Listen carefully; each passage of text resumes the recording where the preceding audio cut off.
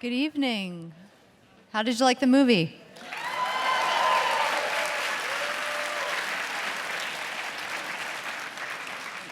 Okay, I'm Marisa Guthrie, your moderator, and seated to my left is Diana B. Henriques, the author of Wizard of Lies, who had a fabulous cameo in the movie. Barry Levinson, director and executive producer.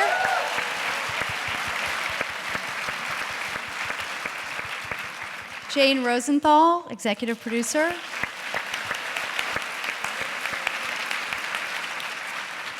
Robert De Niro, star and executive producer.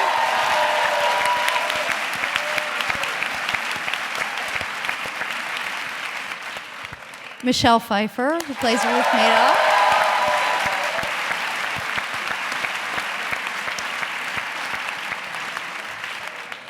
Alessandro Nivola plays Mark Madoff.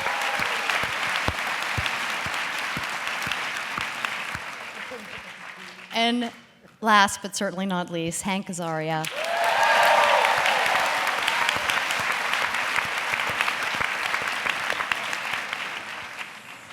So, for the actors, this was obviously an enormous global story. How much of the media coverage did you yourselves watch as it was unfolding? Whoever wants to start. Bob, do you want to start?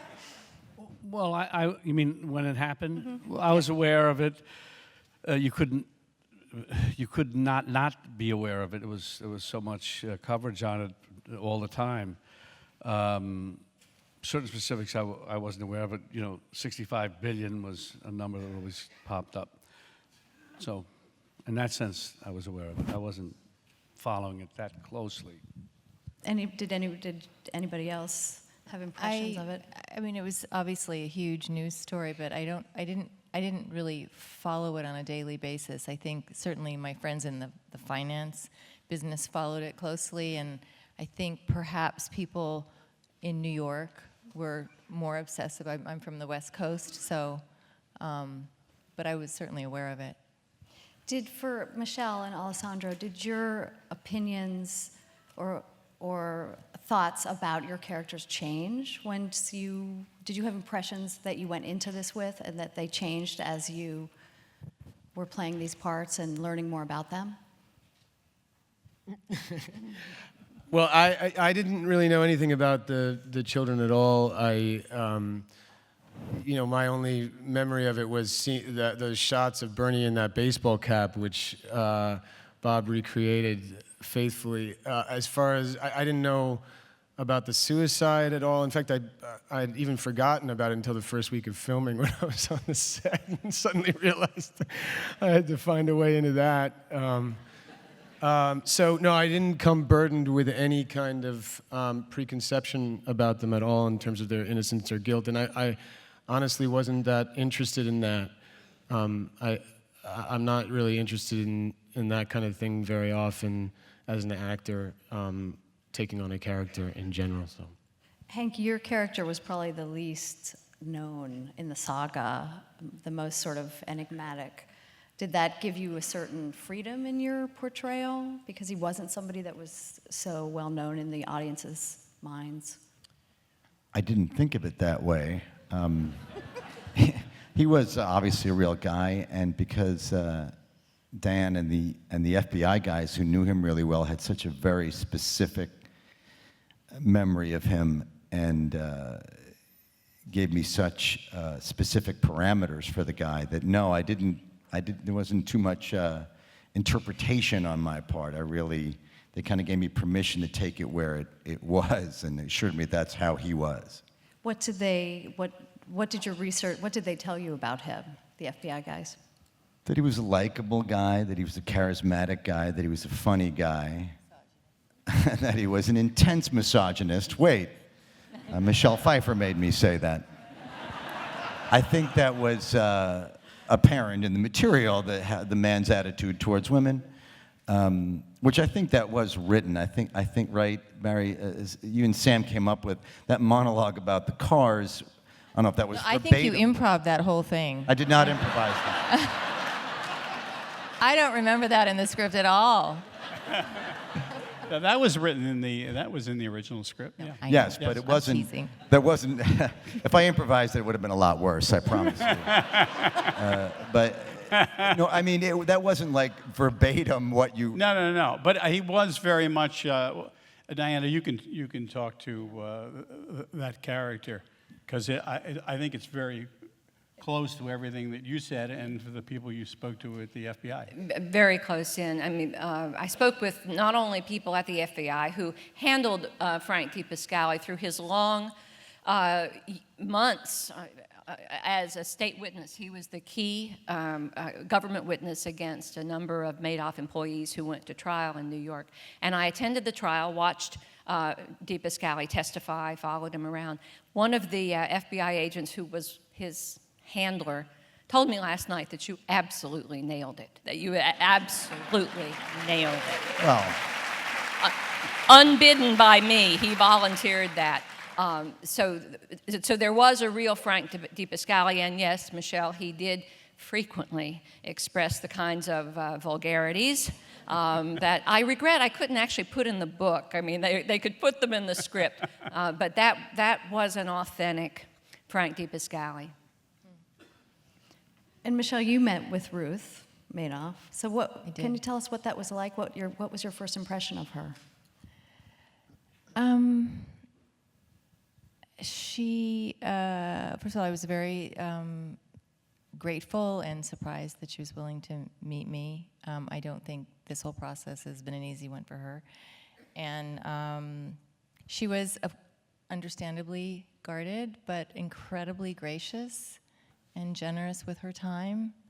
And I think probably even more curious about me. I think she sort of maybe agreed to meet with me because, as she said to me, I shared with her that I was reluctant to reach out to her, that I just wasn't sure that I wanted to really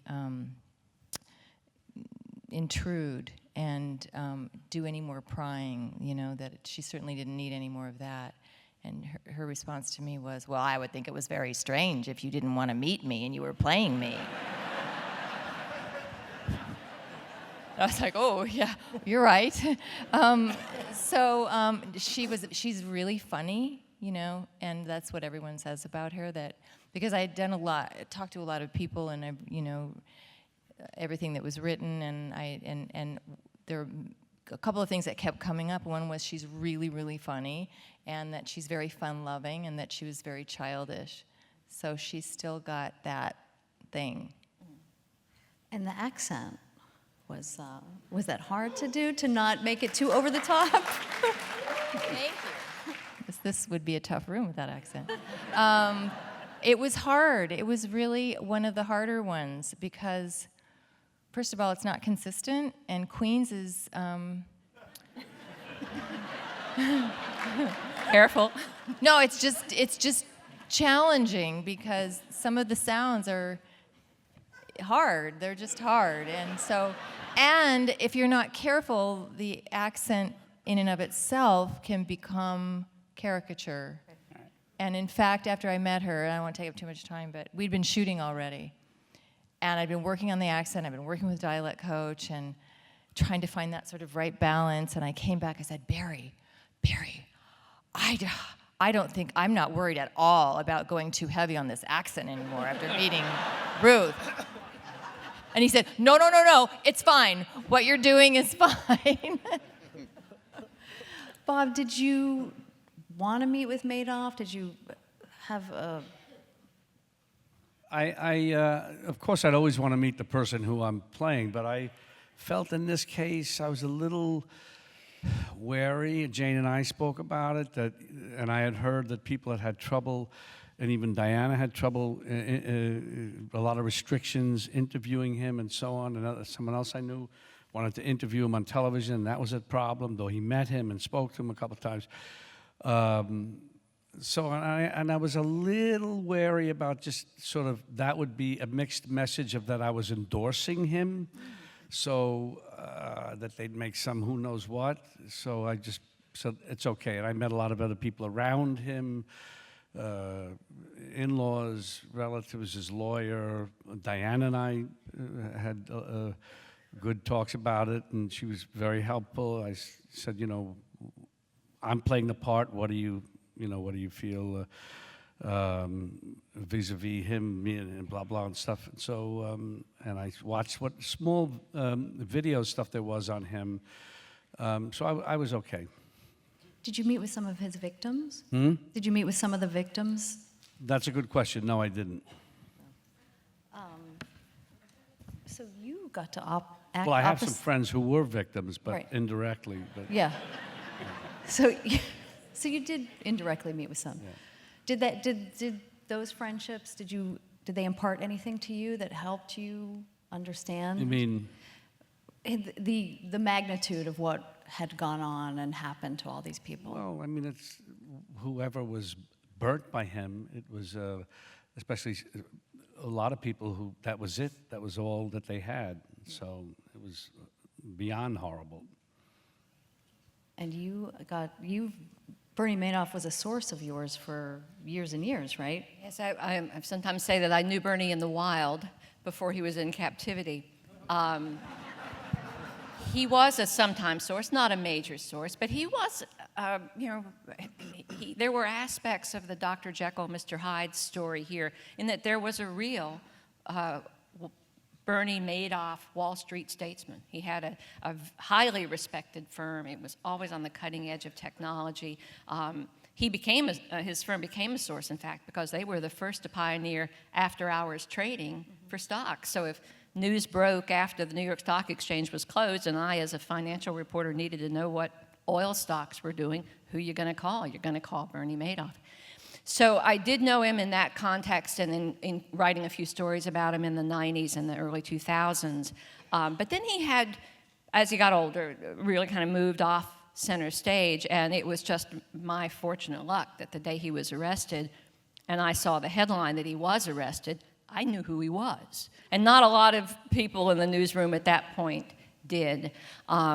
So I sometimes wonder if that's why he agreed to talk with me, as opposed to dozens of other reporters who wanted to talk to him. Because I didn't just know him as Bernie Madoff the crook. I had known him as the Bernie Madoff he was proud of being.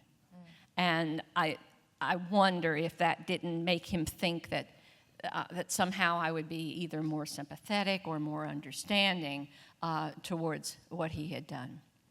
Did you like him? Did you?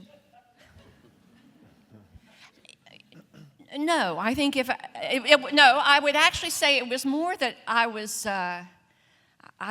kind of indifferent to him. If I'd met him at a party and had chatted with this nice old gentleman over in the corner drinking Diet Coke, I'm not sure I would have remembered him the next day. He was, very normal, very laid back, very low key, but he did have a remarkable talent for inspiring trust. I think that comes through in the movie, and it's one of the most brilliant pieces of genius that Bob does with that character, is to show how Bernie made people feel safe, how he made them trust him. I even trusted him, and I already knew he was a fraud and a liar. I mean, I trusted him to keep certain commitments he'd made to me in the course of writing this book. So it is a gift, and of course it's the necessary, non-negotiable gift to be a Ponzi schemer. You have to be able to inspire trust, and he could. So you were acting opposite Robert De Niro. What was that like? Well, I think I'll just retire now, having started my acting career right at the top. I got a sense of what this was going to be like at the screen testing. Yes, I did actually have to audition to play myself. Bob shows up for that, and he's, shall we say, casually dressed, a little unshaven, and wearing his baseball cap, yes. And we're sitting knee to knee on a couple of plastic chairs in a casting office at HBO. And we had prepared the scene, and it was one of the early interview scenes in the picture. And I asked a question, and Bob's checking the script a little bit, and he answers. And it couldn't have been more than 40 seconds into that scene when his face changed. It really did. I mean, he did something with his face that made him Bernie Madoff, and it was surreal. It was creepy. It really was. All of a sudden, here is, and I don't know exactly what it was, something around the mouth or the eyes.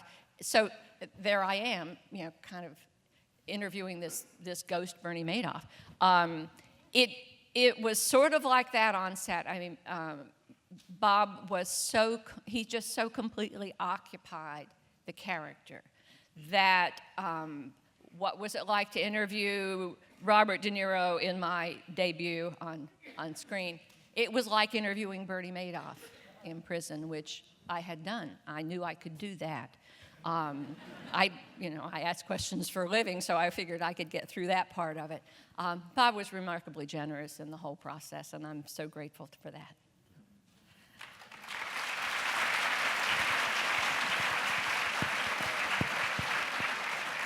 So, Jane, can you talk about why this book to option among all of the Bernie Madoff books and the other material that's out there that was available?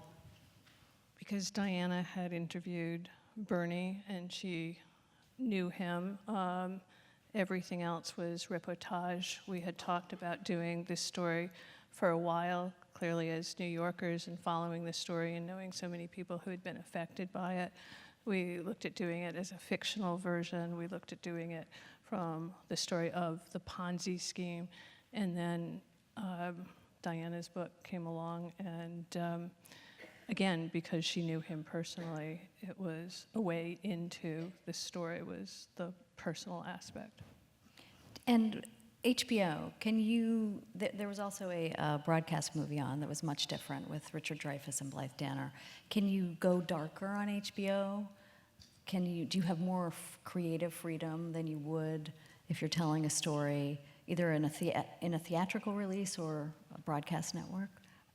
Certainly, you go much darker than you can on broadcast, and I think the movie speaks for itself, and this is the movie that we would want to make no matter what platform we made it. This is the movie, this is the story we wanted to tell. And Barry, the dream sequence scene, which kind of, to me, evoked like A Christmas Carol and Roy Cohn in Angels in America. What were you going for with that interlude? Well, I mean, you have to start with the fact that the two of them decided to take Ambien, to kill themselves, which you can't kill yourself on Ambien. But you do hallucinate. So then you say, well, if you were hallucinating, what would you be hallucinating about, and how much of the anxiety that you're filled with and all of those things that are going on in your life might spill out in an hallucination. So, Sam and I, we were talking about that, and then we began to construct that sequence with all of those things that are bubbling up, things that he will never talk or share with anyone. So that's how that sequence evolved. And this is told in a non-linear, it's a biopic, but it's not told in a linear way. Mm-hmm. Could you do that? Did you have the freedom to do that? Because there was so much that the audience is going to know about his crimes. Well, they're going to know. I mean, you can't, yes, I mean, you're starting with, he's basically going to tell, that it's a Ponzi scheme, and then you're moving backwards and forwards in time, because we know, it's one of the interesting things, we know the story, but we don't know the story. It would be like if you did, All the President's Men. We know the story. Woodward and Bernstein ultimately, brought down Nixon in terms of, we know that. We know Apollo 13. So the question is, how do we basically inform the audience of things that they wouldn't know? And I think that's why it's designed as that way. Then we get inside of the family dynamics that most people don't know about. We don't know about Mark's relationship with his father and Andy's relationship, et cetera, and Ruth's relationship, and how that evolved and what was it about, and how did that family dynamic work, because no one really knows that story. And so in its construction is to understand that aspect, the tragedy of the family and then the tragedy of thousands and thousands of victims. So I don't think we were bound by having to go from A to Z, that we're able to move in and out as long as the audience can follow the emotional direction of the piece. And what were the discussions with Ruth like? Because aren't there legal considerations when you're depicting somebody who's living and not spending, not been sentenced to jail for 150 years? Well, none of the proceeds for the book went to the Madoffs, and clearly it was this story is in the public domain. It was about getting the information that Diana had and other members of the family had to tell this intimate family story. Did you have conversations with Ruth? Has she seen the movie? I have no idea if she's seen the movie, and So you haven't showed it to her? We had no contact. The only person that had contact with Ruth was Michelle. Mm-hmm. I have heard from Ruth since the publicity about the film coming out has begun. I think she's come to understand that she has unwillingly wound up shackled to this historic fraud, that she will never be able to escape it. It's a part of history. It's a part of this nation's history, and she unwillingly is in it. And so I think this round, I think, was less stressful for her than, for example, the ABC period that came along. She, as I think you captured, Michelle captured so beautifully, she is an astonishingly resilient woman. I mean, the strength to have kept loving Bernie and getting so little back. I mean, that was one of the revelations of Michelle's performance. She was a strong woman, and she is a strong woman to this day. So I think she has come to terms with it. I won't say she likes it. I won't say she wouldn't wish that this movie hadn't been made and everyone would just forget Bernie Madoff forever. But I think she understands that that isn't going to happen, and that she just has to live with that now. The movie really feels a lot like Ruth's story, and I think partly because of the wonderful performance. But, I mean, did you set out thinking that's where it would go, Barry? No, I think at the center is the family dynamic. I think that's the key to it. How did Bernie deal with his boys? How did Bernie deal with his wife? I think that's at the center of it. And I think you begin to understand how the boys don't know certain things because he was so dominant. I mean, to the degree that in the case of Mark, that literally you take away his steak and say you got to eat, lobster. In its own cockeyed way, it shows you how in control he was of the things that he wanted to talk about, the things he didn't want to talk about, and the fact that Ruth met him at such a young age that she never developed as a woman on her own, independent and whatever, that she was always connected to Bernie. And then all of a sudden this thing happens one day, and then the world is turned upside down. And everybody is struggling to make sense out of this. So I think that family component, in a sense, is the gravity that holds it all together, and then we see how it plays out in these various strands. The boiler room scenes with Hank's character, are so interesting and evocative of showing the two different worlds. The boiler room, those people in there, they're kind of like, a little scuzzy, kind of, and then they're at this fabulous. I can hear you.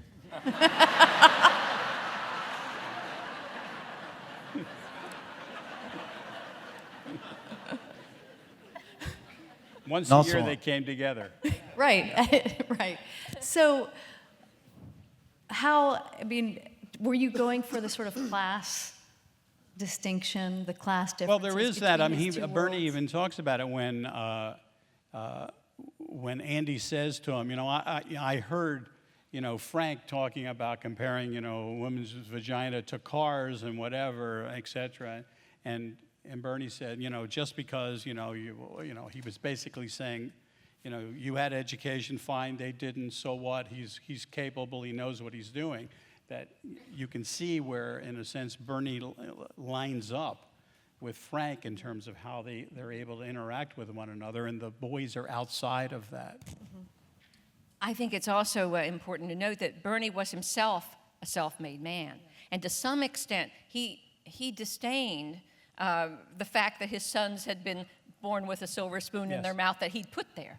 And so I think in this Dr. Jekyll, Mr. Hyde parallel, I think Frank was a son in a way, he certainly saw Bernie as a father figure. And I think to some extent, Bernie saw Frankie as this go-getter, unpolished kid, not so different from the kid who came out of Queens and started trading stocks in 1960. So I think there was that dynamic. The sons, of course, had gone to the Wharton School and to the University of Michigan and had been well educated and had had a very privileged life. Their perspective on the world was very different from Bernie's and very different from Frankie's. I keep calling these people as if they're really the characters they play. That's how good they were. Well, that's where Bernie lashes out at Mark in that one scene, when I told your mother, etc., and you can't handle it, etc. Maybe, he says, maybe Andy, but not you. So he did see Frank in a very different way than his boys. Bob, did you see parallels in where Bernie came from and made it to in your own experience growing up in New York at a certain time? No, my experience is different, but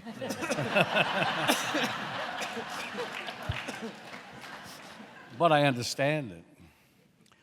I understand it, and what Barry was just saying, and Diana, the difference, and how he could relate to Frank, and the kids had another life. They were raised another way. They were born with a silver spoon in their mouth.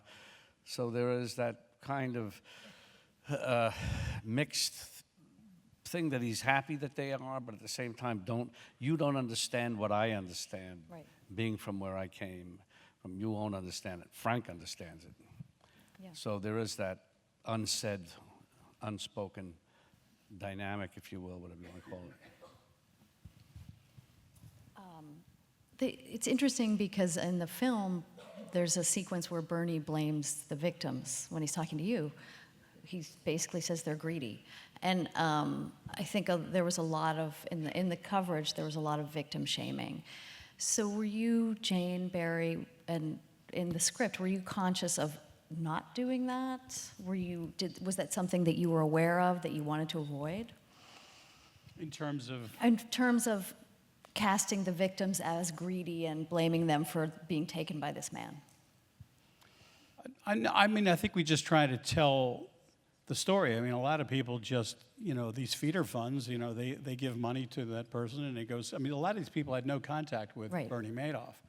It just went to this and they gave it with it. So they don't understand necessarily how and where the money goes. They only know about, returns on it. I think that there's a perception that these people were all involved in this, were all very wealthy people, which was not the case. There were some people that was their income in retirement and just living off of that, and Diana could speak to that, more so. But all of these people were not super wealthy millionaires that were involved with Bernie Madoff. There were a lot of people this was supposedly a safe investment. It was a safe investment that they believed and they also trusted. And so much of what this movie is about trusting, whether to trust the person who you're giving your funds to, or to be able to trust your parents and your father. And I think that was the key, and also to be respectful to all the individual stories who had been victimized by Bernie.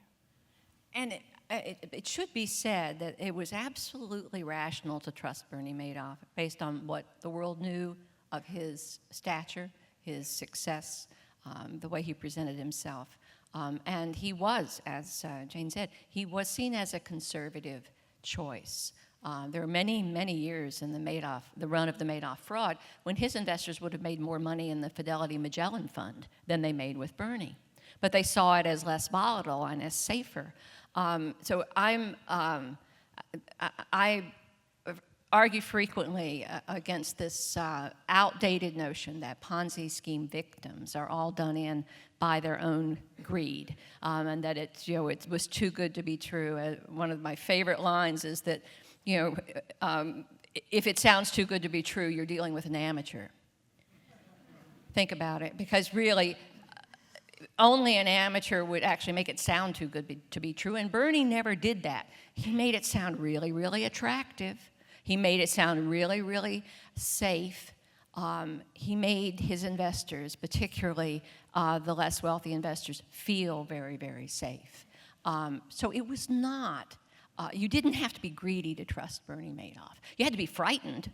And there was a little bit of vanity to be led into the circle of Madoff investors. But greed had nothing to do with it, really. That's an old-fashioned notion of how Ponzi schemes work, which I hope Madoff has finally erased from the blackboard.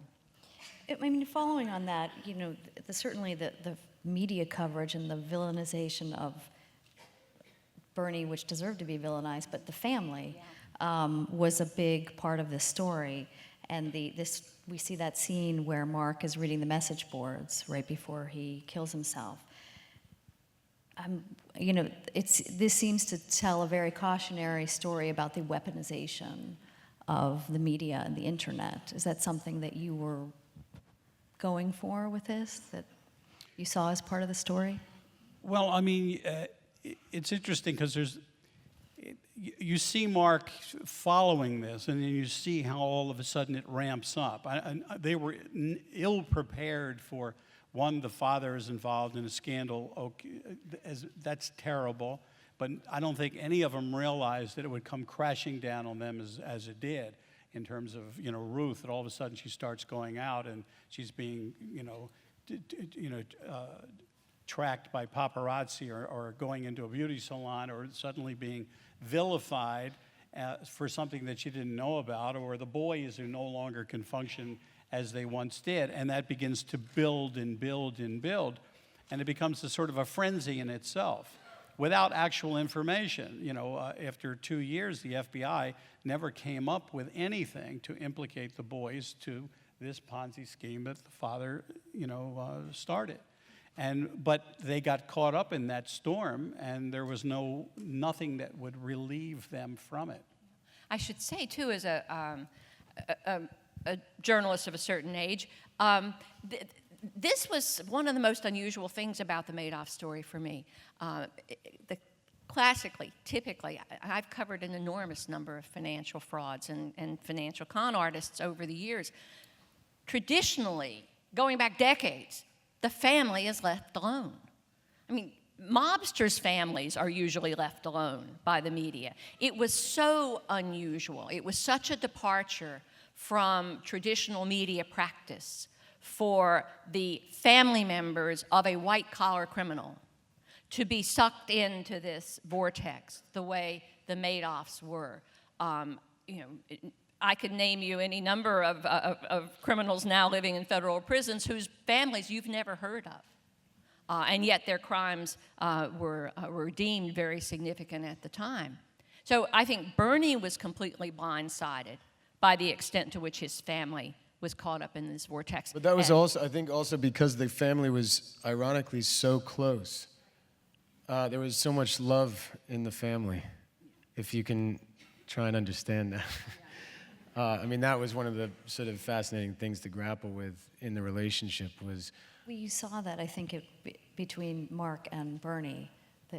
Just even the physical affection between father and son was apparent. and it wasn't fake, from everything that, all the research I'd done, and a lot of which just was from pictures, just looking at pictures of them together a lot, and there is a lot of physical contact between all of the family, and when you see them together, you felt that bond and that loyalty. And anecdotal accounts also said that there was that sense of like lockdown with in and around the family, that family came first, and with the two boys that became really difficult for their respective partners.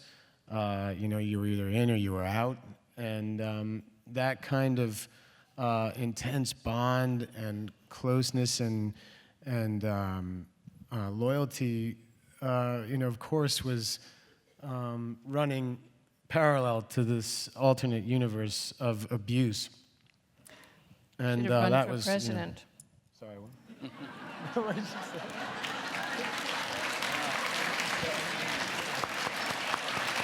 What did you say?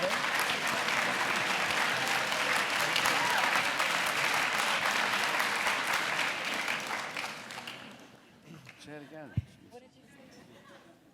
I said he should have run for president.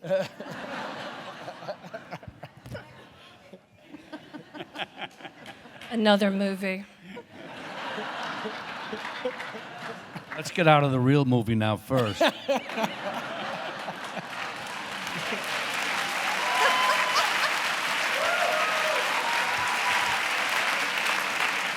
Called Bozo.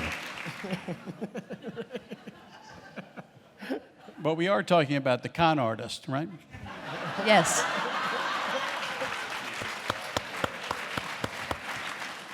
We are talking about, I think the question was about the use of media. That's right. Anything you want to add, Jane? Anything else you want to add? I'm done. Well, that brings me to a question I did have. So, is this movie more prescient now? Because since that happened, after Madoff, after the financial collapse, the Obama administration set reforms. The current administration is rolling them back, including the rule that retirement investors must put the interests of their client first. So is this movie, and a lot of economists have said we're in a bubble and it could burst and it could be painful. So is this movie more timely now? Unfortunately. Well, I think it's timely in a number of ways. It is how you can ultimately, manipulate large numbers of people by creating a false narrative, and that's always a frightening thing. And the con artist continues to evolve. In that, once upon a time, you say, well, the con artist was a slick-talking, fast kind of guy, right? Bernie Madoff is sort of reserved. His con was, I don't know if I want your money. I don't know if I can handle it. I don't know if I'll see what I can do type of thing, which was different. So all of those things continue to evolve, and what happens is we're always falling into another, booby trap, because it continues to change. So the idea that, well, we need to roll back these regulations as if that would be good for us, I don't understand how that is, but that's the story, the narrative you lay out, and then it happens. I mean, you go back to Glass-Steagall, whatever the specific restrictions were, well, let's get rid of it, and we did, and then you see the result, and then we put something else in place, well, let's get rid of it. So there's that constant tug-of-war that happens in the financial world that affects not just the people who are investing, it affects the entire country, because at some point we all pay the price for this kind of criminal behavior. But this is all enabled by a lot of the current fake news is enabled by social media, social networks, connectivity, technology. I mean, has that, you're all public people, has that affected your lives and how you live? Do you feel under siege sometimes by the attention?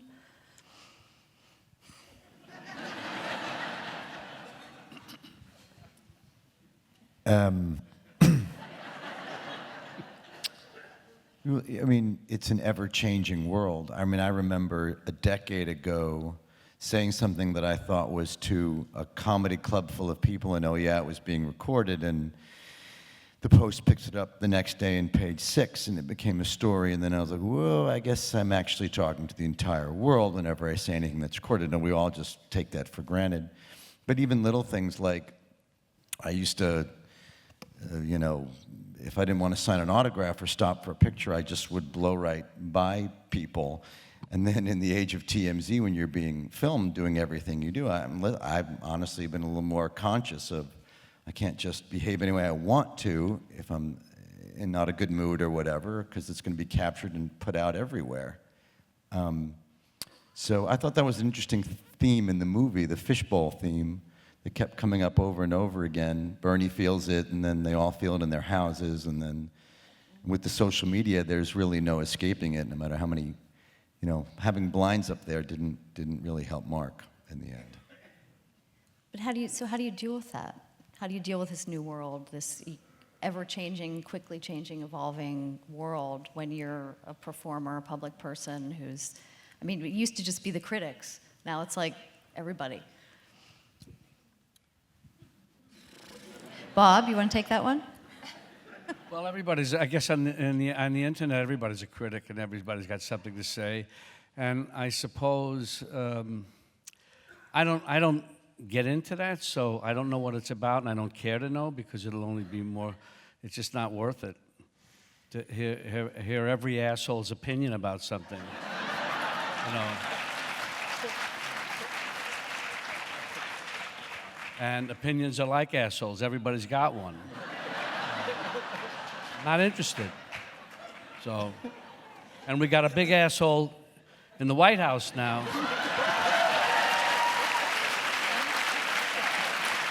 We have a real problem that we have to help fix.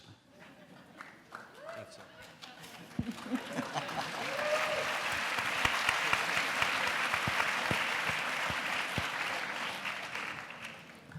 Any idea how we do that? Impeachment. We have a midterm election coming up, so I think we all need to support a lot of new candidates, and we have to turn the House and Senate in the midterm. So that's a.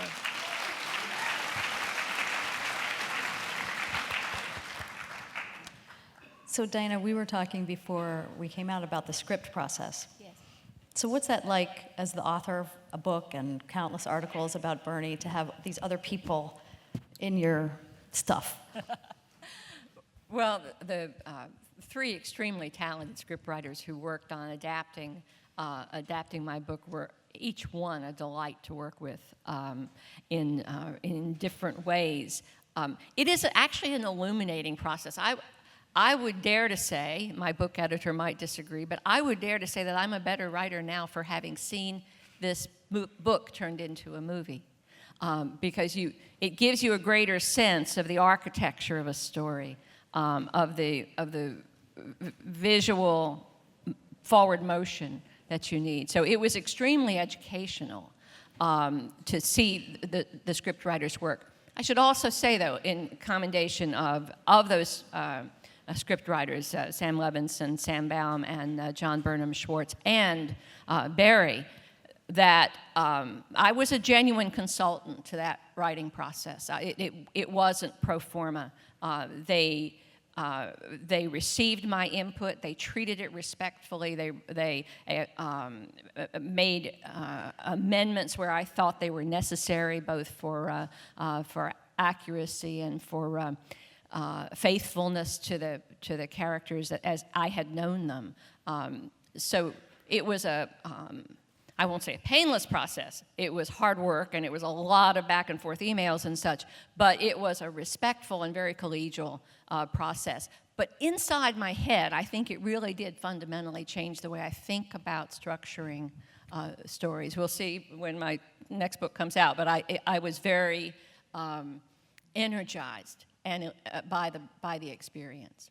So we have time for just a couple more questions. So I just wanted to ask Jane and Bob, when you acquired Diana's book, was it always with the thought that Bob would be playing Bernie Madoff? Who else?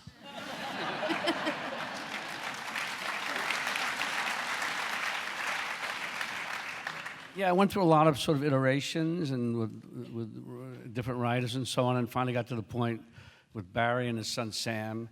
They made it really right, and what we felt was right, and even then, for personal reasons, I wasn't sure I wanted to do it, but of course I wanted to do it because we had the rights. We started the whole project, and Barry, I know, we've worked together a few times, and I liked the project. So anyway, I wound up doing it. So I'm happy I did.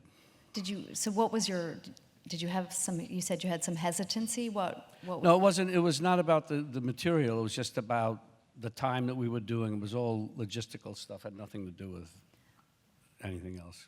And you, not too recently, said you were just going to do comedies, no more of this dark stuff. Well, I was going to what? Just comedy, no more dark stuff. Who said that? You did. That I was just going to do comedies? I think you were kidding. Unless this is a comedy. Did I say? Say that again? In an interview, you said that you wanted to do more comedy. No. If a good comedy or came along, I'd do it, but I'd do anything, of course. This is not a comedy. So, no, I don't know where that came from. I'm sorry, it's hard to hear everybody speaking on the stage. The echo is kind of strange, so that's why I kept asking you to repeat it. If I could just share a brief memory when Bob and I very first discussed this book with Jane on the phone. Bob was calling in from some remote location, I'm not sure which. And the first thing he said when he picked up his end of the line, I'm sitting in a little conference room in the New York Times, just starstruck beyond belief. And he gets on the phone and he says, "Diana?" I said, "Yes, Mr. De Niro." He said, "Diana, I am Bernie Madoff." And he sure as heck sounded like it to me. So it sounded to me like he was pretty intent on that character from the beginning. Frankly, I can't imagine anybody handling it better. I really can't. Thank you. Thank you, everyone.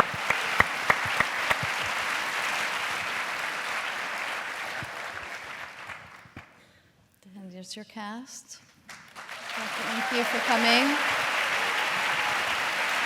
Hope you enjoyed the film. Thank you. Thank you. Thank you. Thanks.